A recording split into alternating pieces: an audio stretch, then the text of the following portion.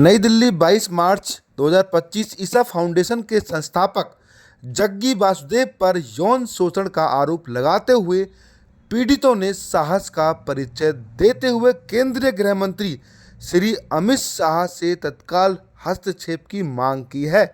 महिलाओं का कहना है कि आध्यात्मिक मार्गदर्शन की आड़ में उनके साथ छेड़छाड़ की गई और उनके साथ दुर्व्यवहार किया गया। उन्होंने न्यायालय की निगरानी में अपराधों की स्वतंत्र जांच की मांग की है। उनका दावा है कि न केवल उन्हें नज़रअंदाज किया गया बल्कि सत्ता और प्रभाव वाली प्रणालियों द्वारा सक्रिय रूप से उन्हें बचाया गया। उनकी अपील न्याय के लिए एक कानूनी पुकार और सम्मान के लिए एक गहरी व्यक्तिगत दलील दोनों है, क्योंकि वे गृह मंत्री से अपनी आखिरी उम्मीद के रूप में अपील करती हैं। दृढ़ संकल्प के सत्य की जीत होनी चाहिए, चाहे आरोपी कितना भी शक्तिशाली क्यों ना हो। गृह मंत्री को सौंपे गए एक दिल से भरे पत्र में पीड़ितों ने कहा कि हर कानूनी रास्ता आजमाने के बाद अब वे एक आखिरी उम्मीद के साथ मंत्रालय के दरवाजे पर खड़े हैं कि न्याय से वंचित ना किया जाएगा, सिर्फ इसलिए कि जिस व्यक्ति पर वे आरोप लगा रहे हैं उसका बहुत प्रभाव और प्रसिद्धि है। पीड़ितों सुश्री यामिनी रागनी और सुश्री नीता जयकांतन ने यह स्पष्ट कर दिया है कि वे बदला नहीं मांग रही हैं बल्कि सच्चाई मांग रही हैं। अपने बयान में उन्होंने कहा कि उनके साथ छेड़छाड़ की गई, उनके साथ दुर्व्यवहार किया गया और उन्हें एक ऐसी व्यवस्था द्वारा चुप करा दिया गया जो तथ्यों और निष्पक्षता पर प्रसिद्धि और प्रभाव को सुरक्षित रखती है। उनकी अपील सिर्फ कानूनी नहीं है, यह गहराई से मानवीय। गृह मंत्री को लिखे उनके पत्र में लिखा है, हम आपके पास राज्य के दुश्मन के रूप में नहीं बल्कि इस देश की बेटियों के रूप में आए हैं जिनके साथ अन्याय हुआ है। उनका आरोप है कि दुर्व्यवहार व्यवस्थित, सुनियोजित और मनोवैज्ञानिक रूप से हानिकारक था, जो आध्यात्मिक यात्रा के रूप में शुरू हुआ वह शोषण और भय के जाल में बदल गया। अदालतों और पुलिस और यहाँ तक कि वरिष्ठ अधिकारियों से संपर्क करने के बावजूद महिलाओं का कहना है कि उनकी पुकार को उदासीनता से सुना गया।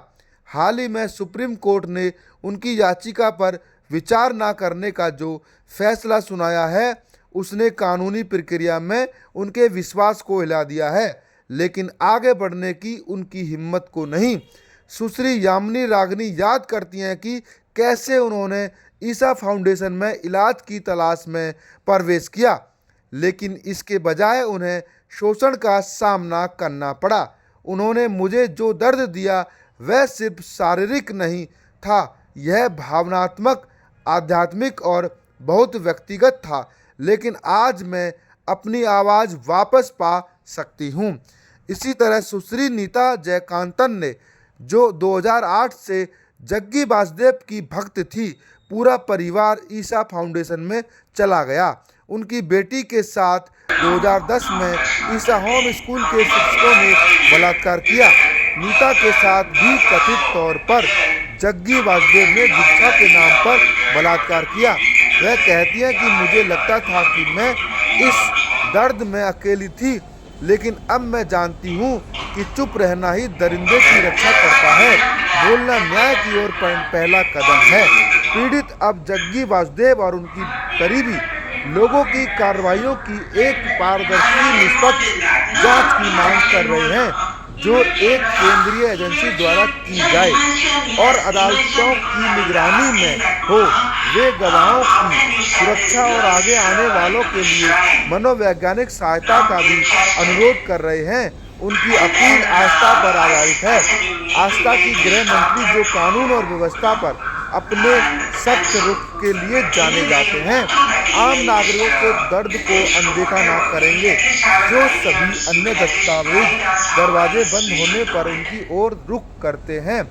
हमारे पास और कोई रास्ता नहीं है, और ये वे जो आपने लिखते हैं, आवाज हमारे सुनी है ये रक्षक भारतीय वरद राज की केंद्रीय है, ये गृह बहुत मंत्री प्रसिद्धि श्री रही अमित है जग्गी शाह अन्ना वासुदेव के के। पास यह और दिखाने की शक्ति है कि उनको भी एक इस समय देश ऐसा में लगा न्याय कि स्थिति के उनके साथ सामने रहना ठीक झुकता नहीं है, नहीं तो है। वो हमें उनसे अलग हो विश्वास गई। है कि आप हमें और वो नहीं काफ़ी हद तक ठुकराएंगे। रियलाइज़ करती ऐसा है कि जो होने उन दे बच्चों के साथ कि हुआ यह बहुत गलत ऐसा हुआ है। मामला काफ़ी हो सॉरी है वो, जो दिखाए हम कि सब जब जो महिलाएं पेरेंट्स बोलती हैं हैं जो तो विक्टिम हैं भारत सुनता उनके है। साथ हुआ पीड़िताएं है, और नागरिक वो समाज और महिला चाहती अधिकार हैं कि ये सब आए समूह और सामने। कम से मीडिया कम से भी अपील जग्गी करती हैं वासुदेव को कि कुछ होने से पहले ये वह सारी दुनिया को सुनिश्चित पता करने में चले कि मदद करें बच्चे कि वहाँ उनकी सेफ नहीं आवाज़ हैं। सत्ता और चुप्पी के नीचे अ, दबी न रहे।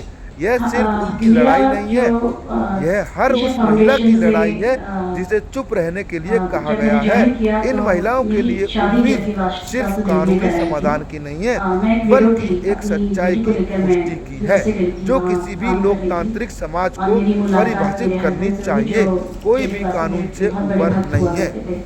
मुझे लगा कि स्पिरिचुअल आदमी है, अच्छा रहेगा, चलो शादी कर लेते हैं, और जग्गी वासुदेव ने ही हमारी शादी करवाई। उसके बाद धीरे धीरे हम उनके एक जो उनका एक ट्रैप सिस्टम है, बिजनेस सिस्टम है कि एक बार तुम उसमें चले जाओ तो फिर वो धीरे धीरे उसमें। और मेरा ये है कि योगा और मेडिटेशन अपने आप में बहुत अच्छा है, बहुत अच्छी चीज़ें वो सिखाते हैं, उसमें कोई गलत नहीं है, लेकिन जो उन्होंने उसको एज अ बिजनेस मॉडल बना रखा है, जिस तरह से वो औरतों का शोषण करते हैं वहाँ, वो चीज़ गलत है। तो हम लोगों को अवेयर होना चाहिए कि हम उस सिस्टम में ना फंसे। हाँ, उनकी अच्छी बातों को सीखने में कोई बुराई नहीं है। तो जब हमने उनका एक सिग्नेचर प्रोग्राम है, उसको शांभवी कहते हैं, शांभवी महामुद्रा। उसके बिना आप आगे के प्रोग्राम में नहीं जा सकते हैं। शांभवी महामुद्रा के बाद वो कहते हैं कि आप भावस स्पंदना करिए। भावस स्पंदना में वो लड़के और लड़कियों को साथ में रजनीकांत के गानों में नाच नचवाते हैं, और एक अलग तरह का ही एक हिप्नोटिक माहौल रहता है उसमें। सब कोई लोग एक दूसरे को जाके जोर से पकड़ रहे हैं, कई तरह की ग्रुपिंग हुई है, सेक्सुअल हरासमेंट हुए हैं इस भावस स्पंदना में। तो अब वो औरतों का भावस स्पंदना और आदमियों का भावस स्पंदना अलग अलग कराने लगे हैं। तो बीएसपी के बाद हाँ, एक तरह की उनकी एक कमेटी है जहाँ ये डिसाइड किया जाता है कि कौन लोग जो हैं जिनमें प्रोबेबिलिटी है।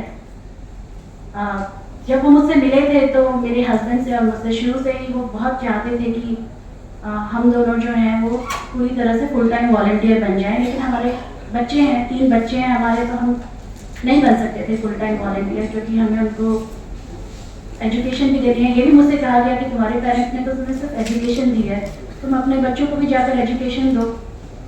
इससे ज़्यादा पेरेंट्स क्या कर सकते हैं? अगर उनमें होगा तो वो खुद आगे बन जाएंगे। मैंने कहा सदगुरु जगी ये क्या कहते हैं, अमेरिका है, यहाँ पे पढ़ाई बहुत महंगी है, इंडिया नहीं है कि वहाँ पढ़ाई फिर भी करी जा सकती है, कम पैसों में निर्वाह हो सकता है, लेकिन अमेरिका में बहुत महंगा है, मुश्किल है करना। लेकिन फिर भी मेरे हस्बैंड जो थे वो बच्चों के लिए, जैसे ईशा का जो तीसरा स्कूल है ईशा विद्या, उसके लिए स्पॉन्सर करते थे, बच्चों को पैसा देते थे। कई बाइक खरीद के दी मेरे हस्बैंड ने, क्योंकि वो बहुत बड़े फैन थे उनके साथ नॉर्थ अमेरिका राइड में भी वो गए हुए हैं कई बार। तो था हमें, मुझे कहीं से हिसाब से था कि हमारा जो बच्चा है वो भी इम्पैक्टेड है, लेकिन हमने ये सोचा कि वो भगवान है हमारे लिए, और उन्होंने हमारे बच्चे का भी ब्रेन वॉश किया कि तुम हम अपनी सारी प्रॉब्लम्स मेरे पैरों में रख दो, मैं उसको देख लूँगा। और जब मुझे बहुत, और उसके बाद क्या हुआ कि जब कोविड का समय चल रहा था, हम लोग, मेरे हस्बैंड बाइक राइड में थे, तो हमने वहाँ पे, उन्होंने हमसे रिक्वेस्ट की कि तुम जो है यहीं मूव हो जाओ, कोविड बहुत ठीक रहेगा, यहाँ थोड़ा रिमोट एरिया है। तो हम मूव हो गए। मैकमिलविल करके जगह है, टेनेसी मैकमिलविल, वहाँ पर हम चले गए अपने बच्चों को लेकर, 2 बच्चों को लेकर, और हमारा जो बड़ा बच्चा था वो कॉलेज चला गया था तब तक। वहाँ जब हम पहुँचे तो फिर उन्होंने, उनका जो एक तरह का जो कल्ट कहते हैं अमेरिका में इसको, तो कल्ट का जो ये होता है कि वो बहुत पावरफुल होता है, वो हर तरह से आपको कंट्रोल करता है। आप अपने भाई बहनों से बात नहीं कर सकते, आप अपने रिश्तेदारों से बात नहीं कर सकते, आप कल्ट में ही जो लोग हैं जो आपस में रह रहे हैं उनसे आपस में मिल नहीं सकते। तो उनका जो एक फॉर्म है, जो एप्लीकेशन फॉर्म, क्योंकि उन्होंने वहाँ बहुत बड़ा रियल एस्टेट बिजनेस शुरू कर रखा है। उनके पास 23,000 एकड़ के करीबन ज़मीन है वहाँ, और उसमें वो घर बना के देते हैं, और जो दाम है वो $1,000 से भी कम में पर एकड़ खरीदते हैं, और उसको हाफ एकड़ में वो 40 से 60,000 के करीबन लोकेशन के हिसाब से, और 80 से $120,000 के करीबन वो 1 एकड़ को बेचते हैं। वो 1 एकड़ वो सिर्फ $1,000 में खरीदते हैं। तो आप देख लीजिए कि उनका प्रॉफिट मार्जिन कितना है। जहाँ तक जो शोषण है लोगों का एज अ वॉलंटियर के रूप में, वो शोषण इस तरह से करते हैं कि उनसे फ्री में काम कराते हैं, इसलिए उनका दूसरा प्रॉफिट मार्जिन तो वहीं बन जाता है। क्योंकि इतने बड़े बड़े साइंटिस्ट हैं, इतने बड़े बड़े डॉक्टर हैं, वो इतना ज़्यादा हिप्नोटाइज करते हैं, इतना ज़्यादा हिप्नोटाइज करते हैं कि वो अपने उंगलियों से और कहेंगे कि आप अपना मास्क उतारो, और फिर वो पता नहीं क्या करते हैं कि यू डोंट नो कि क्या हो रहा है। तो एनीवे उनके जो प्रोग्राम्स है उसमें हिप्नोटिक है। आज ही मैं बल्कि एक सदगुरु ट्रुथ करके है पढ़ रही थी, उसमें वो कह रहा था, एक मंक उसमें कि मैं वहाँ गया था तो हमसे ये कहा गया कि सदगुरु का मांस खाइए। मेडिटेशन में सदगुरु अपना मांस खाने को कहते थे, और इस तरह से तुम और सदगुरु एक हो गए हो। तो ये क्या है, तांत्रिक नहीं समझ में आता। और ये जो आपने कैलाश वीडियो देखे हैं भारती के साथ, क्या ये सब तंत्र नहीं है? और जो ये इनिशिएशन कर रहे हैं, क्या ये आपको तांत्रिक नहीं लगता नीचे में? मतलब लोग देख कर भी आंखें मूंद रहे हैं। हम लोगों को इतना बुलेट किया गया है। जब इन चीज़ों को हम लोग बाहर लेकर आए, हमने बहुत हिम्मत करी है इन चीज़ों को बाहर लाने में। अपनी फैमिली को हमने दांव में लगा दिया है, उनकी जान को दांव में लगा दिया है। मेरे हस्बैंड जो है वो इतने डिप्रेशन में हैं, और इतना वो कोशिश कर रहे हैं डिप्रेशन से बाहर आने की। जैसे आपने कहा था कि आपने क्या किया ना, हम थेरेपी ले रहे हैं, हम सब तरह की थेरेपी ले रहे हैं। हमारा बच्चा थेरेपी ले रहा है, अमेरिका में तो थेरेपी देते हैं, डीकल्ट करा रहे हैं।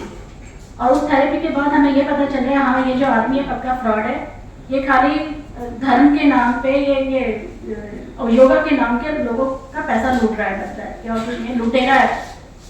इससे बड़ा लुटेरा मैंने देखा। जिस पाँव को वो लड़कियों के प्राइवेट पार्ट में रखता है, वो जिस अंगूठे को, अपनी अंगूठे को, पाँव के अंगूठे को, उसी को वो बेचता है 3,000 रुपये में, उसको फ्रेम लगा के।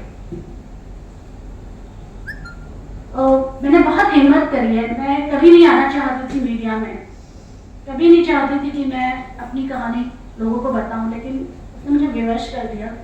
और आज मैं वो बताने जा रही हूँ कि बहुत ही भद्दा है, डार्क है, और एक औरत के लिए इस चीज़ को कहना बहुत मुश्किल है। लेकिन ये मैं अपनी ही कहानी नहीं कह रही हूँ, मेरी जैसी कम से कम 50 से 60 औरतें हैं जिनसे मैंने ये बात करी है, और जिनकी कहानियाँ मेरी कहानी से बहुत सिमिलर करती हैं।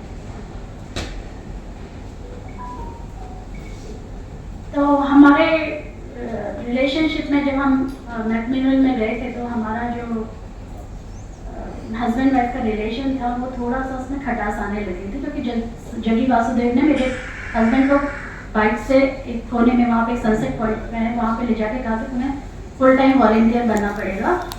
और उन्हीं के एक पीए हैं, उन्होंने मुझे बुलाया एक दिन, और उन्होंने मुझसे कहा कि सदगुरु कह रहे हैं कि तुम में पॉसिबिलिटी दिखती है मुझे, निर्वाण की प्राप्ति की पॉसिबिलिटी।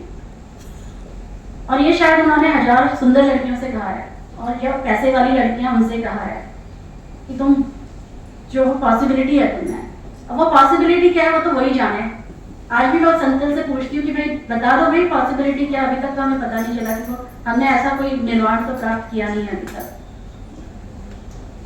और उसके बाद उन्होंने मेरे हस्बैंड से कहा कि तुम लोग जो है, हमारे जो ये हैं ग्रह हैं, वो शादी के उसमें नहीं है, क्योंकि हम वहाँ पे थोड़ा सा प्रॉपर्टी हमारे पास थी, हमने खरीदी थी थोड़ी प्रॉपर्टी आसपास के एरिया में, हमारे पास घर था उनके आश्रम से एसोसिएटेड। तो वो चाहते थे कि कैसे इन चीज़ों को, तो उन्होंने मेरे हस्बैंड को मुझसे दूर करना शुरू कर दिया, जिसका मैं थोड़ा बहुत तो समझ गई थी कि उनका इंटेंशन क्या है। तो मैंने उनसे कहा अपने हस्बैंड से कि मत लो डाइवोर्स, हम डाइवोर्स नहीं लेते हैं, वो रास्ता नहीं है, देखते हैं क्या करते हैं। अगर आप ईशा में जाएंगे तो 90% जो लोग हैं वो ईशा में आके डाइवोर्स ले लेते हैं, हस्बैंड वाइफ, जो फेमस है उसके लिए। मतलब अमेरिका में इतने पढ़े लिखे डॉक्टर्स हैं, इंजीनियर्स हैं, वो सब, वो भी ग्रेट डाइवोर्स जिसको कहते हैं अधेड़ उम्र में डाइवोर्स लेना, वो हो रहा है वहाँ। कैसे उन लोगों से अपना उनका पैसा खींचा जाए। तो यही उन्होंने कहा कि डाइवोर्स ले लो, और मुझसे कहा कि देखो तुम तो एक बार विडो हो चुकी हो, तुम्हें दोबारा विडो होना है क्या? तुम्हारा हस्बैंड 1 साल में मर जाएगा, उसकी डेथ हो जाएगी। मैंने कहा ठीक है, अगर मैं नहीं चाहती हूँ कि मेरे हस्बैंड की डेथ हो, इससे अच्छा तो डाइवोर्स ही है, कम से कम वो बच्चा तो रहेगा, बच्चों का बाप तो रहेगा। तो we agree to some extent कि चलो डाइवोर्स ले लेते हैं। और वहाँ पे क्या है, डाइवोर्स में मुझे, मेरा काम था मुझे अपने बच्चों को प्रोटेक्ट करना था, तो मैंने उनके लिए उनके अगेंस्ट रिस्ट्रेनिंग ऑर्डर लिया, ताकि रिस्ट्रेनिंग ऑर्डर लिया ताकि जो है मेरे बच्चों को उनका पूरा फायदा मिले। डिवोर्स में क्या है, मेन चीज़ यही होता है कि कैसे हम फाइनेंशियली एक दूसरे को, अपने बच्चों को प्रोटेक्ट कर सकें। बच्चों को मैंने मांग करी और बाकी मांग करी। तो ये लोग हमें एक तरह से ग्रूमिंग करना शुरू कर दिया था इन लोगों ने।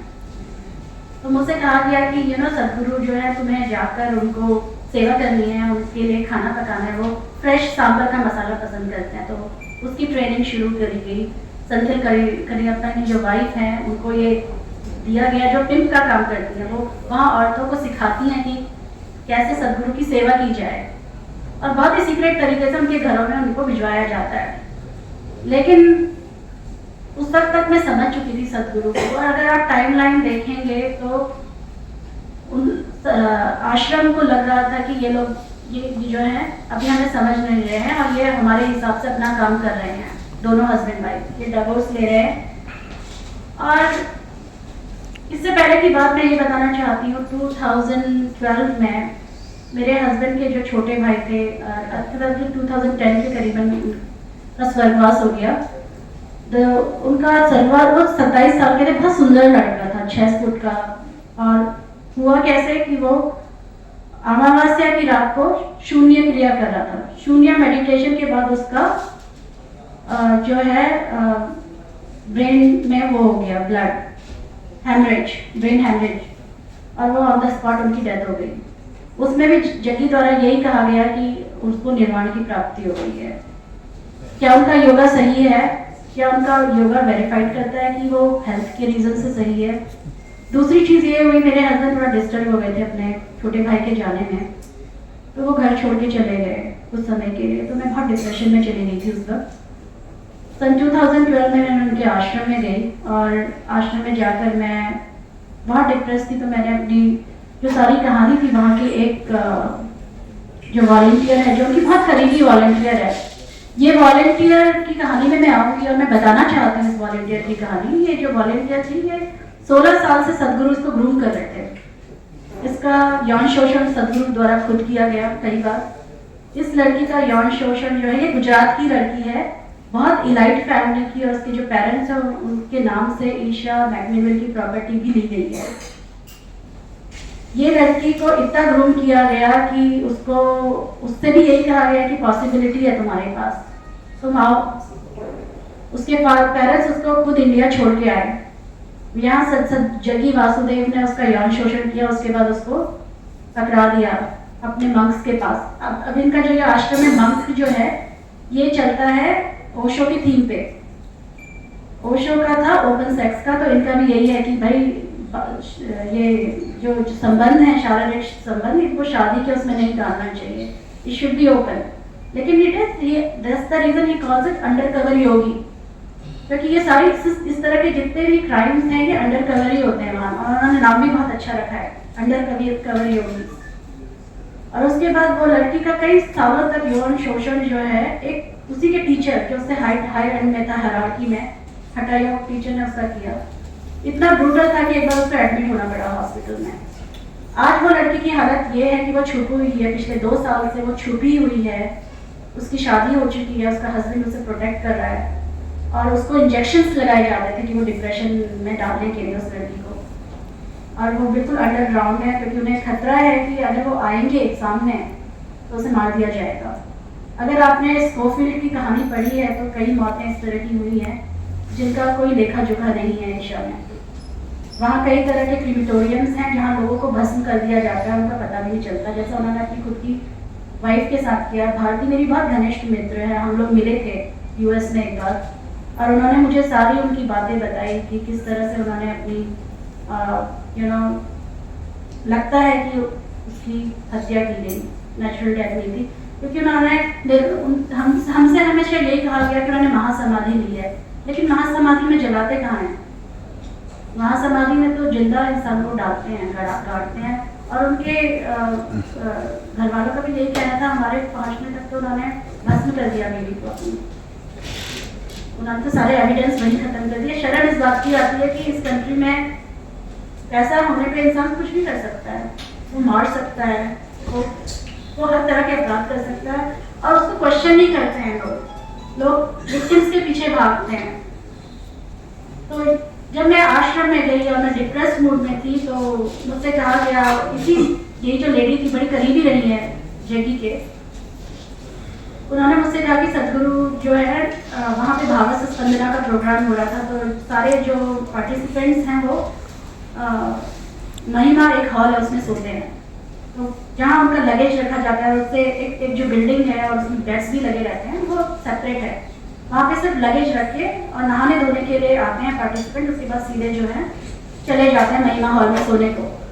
जब मैं भागवत स्पंदना प्रोग्राम में गई तो वहाँ पे एक लॉन्ड्री रूम है, वो अटैच्ड है इस बिल्डिंग के साथ, और मुझे कहा गया कि रात के 12:30 बजे तुम्हें आना है, तुम्हें you have to take a shower, और शावर करके एक रेड कलर की साड़ी पहननी है। सदगुरु कुछ ऐसा करेंगे कि जिससे जो तुम्हारा डिप्रेशन है वो चला जाए। जबकि हमेशा कहते थे कि जो डिप्रेशन है वो अच्छा नहीं है बॉडी के लिए, तो इसको तुम्हारे शरीर से हटाना बहुत जरूरी है इस डिप्रेशन को। आई बिलीव उन्हें तो हम भगवान मानते थे, पिता मानते थे, हमने बात सुन ली उनकी। जब मैं उस कमरे में गई तो वहाँ पे एक छोटा सा कॉपर का कप था और उसमें कुछ तीज करके कुछ रखा हुआ था और दिया जल रहा था, अगरबत्ती की हेवी सेंस था कमरे में। उसके बाद उन्होंने मुझे लेटने को कहा और उन्होंने मेरे नाभि में अपनी उंगलियों से कुछ तरह का तंत्र या मंत्र करना शुरू किया। उसके बाद का रिकलेक्शन मुझे बहुत हल्का फुल्का है। वो एक रेड लाल रंग का जो धागा था वो बांध रहे थे, उसका एक त्रिकोणात्मक बना रहे थे। आज जब मैं उसको देखती हूँ तो मुझे लगता है कि बहुत कुछ इल्यूमिनाटी से मिलता जुलता था वो जो भी प्रोसेस था। बहुत ज़्यादा मुझे क्लियर याद नहीं है क्योंकि घटना 2012 की है और मैं हेलुसिनेट किया था। मैंने उसके बाद वो जो भी उन्होंने मुझे तेल दिया था उसके बाद मैं हेलुसिनेशन स्टेज में थी। उसके बाद मुझे जब मुझे अवेकनेस आई कि मैं पूरी तरह से मेरी आँख खुली तो मैंने अपने आप को वही जो बगल में कमरा था, लॉन्ड्री रूम के ऊपर का कमरा है जो उनका एक मेडिटेशन रूम भी माना जाता है, वहाँ पे जहाँ बक्से पड़े थे उसके बगल के कमरे में बेड में मैंने अपने आप को पाया। And I can clearly see that my body was got violated. When a woman gets raped, she can say that she has raped. Under sedation. And that's my story. बहुत शर्मनाक है। मुझे बहुत मना किया गया बहुत लोगों से कि मत लाना सामने, औरत की है उसका सवाल है, लेकिन I made that attempt just to bring justice to many women like me. बहुत औरतें हैं जिनके साथ यौन शोषण किया गया है, बहुत डरती हैं, और ज़्यादातर जो औरतें हैं वो लेबनान प्रांत की हैं। लेबनीज वुमेन्स का तो उनको तो एज अ स्लेव वो ट्रीट करते हैं, वो उनके मुंह से थूक निकलता है, वो पूछते हैं। वो जिस तरह से एक स्लेव को ट्रेन किया जाता है वैसे अगर वो इन लेबनीज वुमेन से ये कहेंगे कि जाके इसको नीता को जाके अभी मार दो तो वो मार भी देंगे। Can I just say that last two questions or just last one question and then we can just wrap it up and probably take it with her one on one. I think let's take it with her one on one. Yes. तो बस एक last plea है मेरी, खत्म करने से पहले मैं सिर्फ इतना कहना चाहती हूँ कि अगर आप विक्टिम हैं ईशा के और ये कॉज है हम लोगों के लिए, प्लीज़ हमारी हेल्प करिए। आपकी जो भी कहानी है हम आपको लीगल हेल्प भी प्रोवाइड कराएंगे और हमें भी लीगल हेल्प चाहिए। जिस तरह से भी आप हमारी हेल्प करना चाहते हैं हमें ishaaccult@gmail.com में मेल करिए, हमें ishaaccult@proton.me में मेल करिए, या हमें cult@tutamail.com में प्लीज़ आप ले लीजिएगा ये ईमेल आईडी, डिस्कस कर लीजिएगा अपने, अगर आप इसको भेजेंगे सबके लिए, ताकि हम चाहते हैं कि ज़्यादा से ज़्यादा विक्टिम सामने आए, कोशिश करें। मैं हूँ आप लोगों के साथ, मैं आ गई हूँ देखो, और it went very smooth, it was not that hard for me to tell the truth and truth prevails. Thank you so much. Vasudev, मैं न्याय चाहती हूँ, डरे हुए हैं, पुलिस ने हमें धमकाया हुआ है, हमें न्याय कहीं से नहीं मिल रहा है। मोदी जी, मुझे आपसे आशा है, आपकी भी गुजराती लड़कियों का वहाँ काफ़ी रेप हुआ है, कई लड़कियाँ हैं ईशा में, जिसमें जग्गी वासुदेव जो है डायरेक्टली इन्वॉल्व है, और शायद आप जानते भी हैं कि वो लड़की कौन है। मैं नाम नहीं लेना चाहती हूँ उसका, क्योंकि वो बहुत डरी हुई है, और आप बहुत सारे विक्टिम्स, बहुत सारे डरे काफ़ी लेबनीज वुमेन्स जो कुछ हमारे साथ हो रहा है कि हम पब्लिक में ये कह दिया कि वो फाउंडेशन अच्छा नहीं है, तो हमारे ऊपर कितना कितना जुल्म किया जा रहा है। इसी से हम प्रार्थना करते हैं कि प्रधानमंत्री जी से हम प्रार्थना करते हैं कि उसको हमको कुछ प्रोटेक्शन दे और हमको न्याय दे। हमें प्रोटेक्शन चाहिए, हमें न्याय चाहिए, हमारे बच्चों को न्याय चाहिए। जो आरोप हमारे बच्चों ने सुसाइड करने का प्रयास किया है, दोनों के बच्चों ने, हमने जिस पे विश्वास किया उसने हमारे पीठ पे चाकू। Action against Jaggi Vasudev should be taken immediately, and whatever has been told in the media is absolutely right. We have enough evidence, so the government should approach us for evidence and put an investigation. A CBI investigation is necessary for such a high level organization में, इतना high level organisation में inter states के हो रहे हैं ये cases, तो inter states के हैं, तो उसको तो इंडिपेंडेंट इन्वेस्टिगेशन होना चाहिए, नेशनल इन्वेस्टिगेशन होना चाहिए, क्योंकि ये ज्यूरिसडिक्शन से वो ज्यूरिसडिक्शन तक हमको भागने के लिए इतना वक्त भी नहीं है और इतना पैसा भी नहीं है। आप इतना बड़ा आरोप लगा रहे हो संस्था के ऊपर, उसके एविडेंस भी आपके पास है, बिल्कुल है, एक आप खुद प्रताड़ित हैं। बिल्कुल सर जी, रेप के लिए कैसे एविडेंस हो सकता है?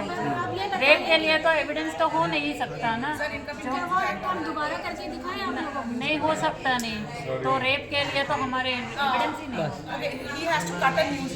Go ahead. ओके